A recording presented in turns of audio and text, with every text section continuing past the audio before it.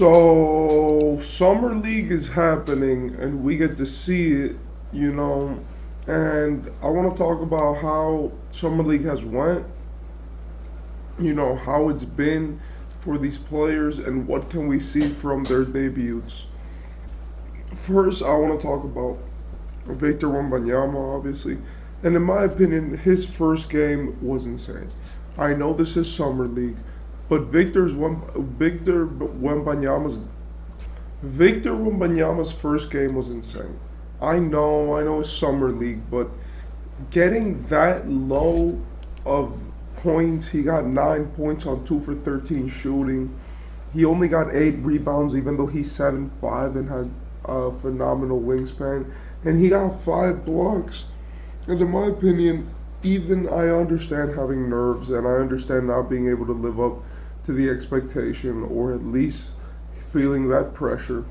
But as you're the number one pick, and that's your first game that you ever play, and that's what you do, in my opinion, we gotta look at that and believe, like, is this guy really built for it? Because I know that the NBA shocks a lot of people in summer league, especially when you're a really famous pick, right?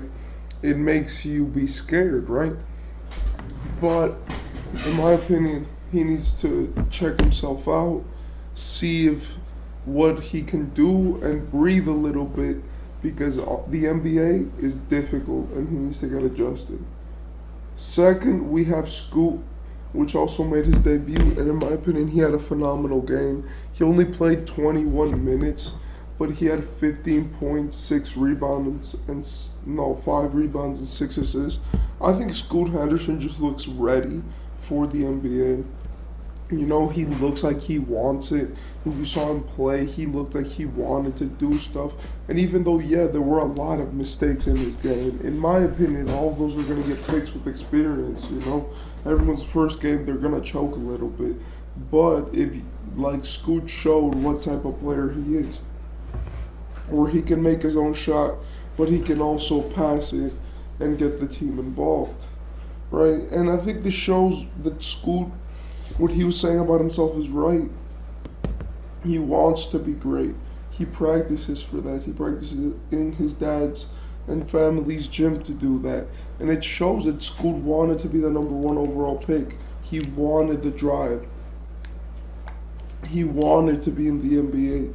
And he wanted that adrenaline of, yo, I am that guy and I can actually do this, and I'm going to get this team to win. I like that, and I like that drive, and in my opinion, really, we need to talk about how important it is for a guy to have that mentality. Next up, we have a guy like the Thompson twins. I don't think Osar has played, but Amen dropped in his first summer league game 16 points, 5 assists, and 4 rebounds in 28 minutes. In my opinion, he's insane. He's really, and by the way, I know a lot of these guys got injured, but that's just due to strain and the fact that everyone's playing so aggressively in the summer league. In my opinion, if you are built for the NBA, then you're gonna not get injured that much. But I know that both of them, Scoot Henderson and Ahmed Thompson, both actually, got injured in some way. I think, but you know how teams do, where they'll put players in for one game and then just sit them out just so they could rest them for the season. But I liked All-Star. I liked the way that he played. I like what he did. He looks like a great player. He had 5 assists, and it's obvious that in a team like the Rockets, where they got a lot of rookies or young players who could play in summer league, it's obvious that it's going to be harder to really make your shine and really get your spot. But he did, right? And really, let's face it, that was a phenomenal first game. And in my opinion, I believe that he looked confident, he looked good, and he looked like he could actually play. But The one I want to talk about is Brandon Miller, right? I like Brandon, and I think he's a great player. But, like, what are these performances recently? Like, he's been insanely bad. I think that for the summer league, he's averaging like 6 fouls. And I mean that literally. I just, like, I do believe that even though people are too hard on Brandon Miller, I do not believe that he's built to be the number one star in an NBA team. Like, I love his game and how he plays, but like, how could you be averaging that many fouls, right? Like, how could you be averaging 7.5 fouls in the first 2 games of summer league? He in his first summer league game, I think he got I think he got 0 points. No, no, no. In his first game, he got 18 points with 5 turnovers and 5 fouls. And in my opinion, that's insane. Like, you're the number 2 overall pick. You're the guy who people would normally entrust to at least run a franchise. And Brandon Miller just looks like Jaylen Brown. He looks like a number 2 option. He looks like a Paul George. And maybe that's what he wants to be.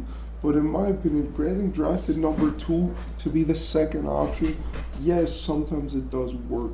But when you're in a team with LaMelo where you don't know if LaMelo's going to play or not because that their family has horrible legs, you need to be able to step up.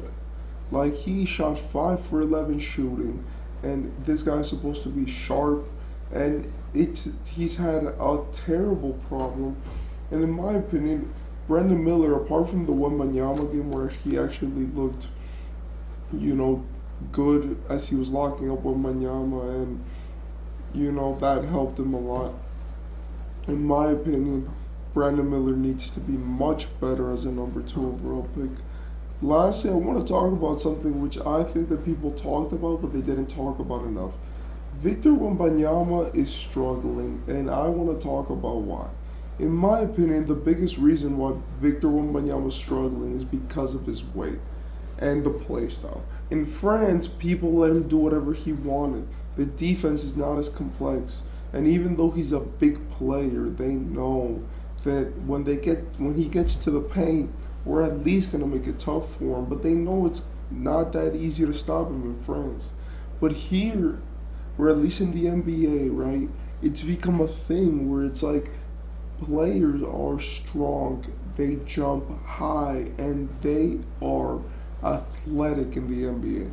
Like, even your worst NBA scrub, you just take a 6'6" NBA scrub, and he'll be able to dunk it, and he'll cook any normal person, win by 30, right? So in my opinion, when Victor Wembanyama got to Summer League and got to the NBA, I don't think he realized how strong and how physical the game was going to be. And that's really where Wembanyama makes his biggest leap. If you really want to be a great player, you're not going to have to be Steph, and grow in terms of muscle. Like, you're not going to have to do that because you want to, right? Because Steph was cool. He's going to need to grow in muscle to be able to play against the modern big men. Like, imagine if Joel Embiid put his shoulder on him. Imagine if Jokic just threw him around like a mop. Imagine if Giannis just put one of his shoulders, and we know what we're talking about, when Giannis just powers his shoulder into someone's body. When Giannis does that, Victor would die. So it's like, what are we talking about here? Victor's a liability when it comes to his weight. And yes, you could play in the NBA being the skinny big man. But in my opinion, if you keep playing like that, you're either going to get bullied or you're going to be very good at getting a lot of fouls. So go practice in your free throws. Because honestly, I don't see Victor Wembanyama struggling without some more strength, especially since he's a 7'5" center who can't guard any other position. So yeah, those are my takeaways from the first few days of Summer League. I'm still waiting for All-Star to play, All-Star Thompson, and a few other guys, but we'll see that when it comes. Yeah.